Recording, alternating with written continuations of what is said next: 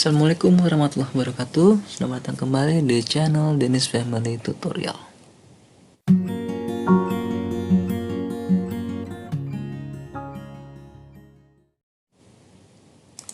Oke teman-teman, kali ini kita bertemu di Siman singkat manfaat.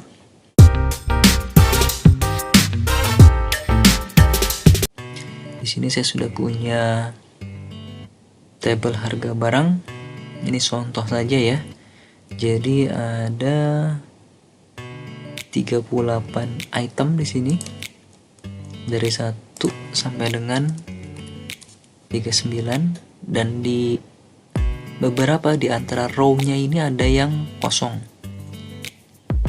Oke, jadi sekarang saya mau menghitung berapakah jumlah row yang bolong. Bagaimana caranya? Kita menggunakan fungsi count blank. Caranya sama dengan count blank, lalu masukkan, kita blok.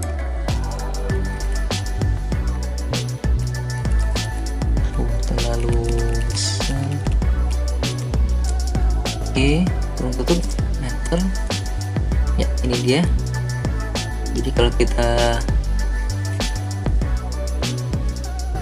buat rumusnya di sebelahnya, ini dia rumusnya yang kita gunakan tadi. Sekarang kita hitung ya manual. 1 2 3 4 5 6 7 8 9. Ada 9 kolom yang kosong. Jadi itulah fungsi dari count blank. Dia menghitung berapa kolom yang kosong. Fungsi ini akan memudahkan teman-teman semua, terutama untuk kalian yang biasa berhubungan dengan data-data yang banyak ya, misalkan sampai ratusan atau lebih. Kebetulan ini saya buatkan contohnya hanya sampai 39. Jadi tidak pakai rumus pun sebenarnya bisa untuk menghitung ini. Tapi ketika kita dihadapkan dengan data yang banyak, maka fungsi ini akan sangat membantu. Seperti biasa, untuk file Excel-nya bisa di-download dari kolom deskripsi.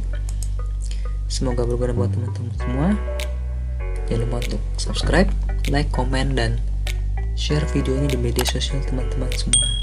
Assalamualaikum warahmatullahi wabarakatuh.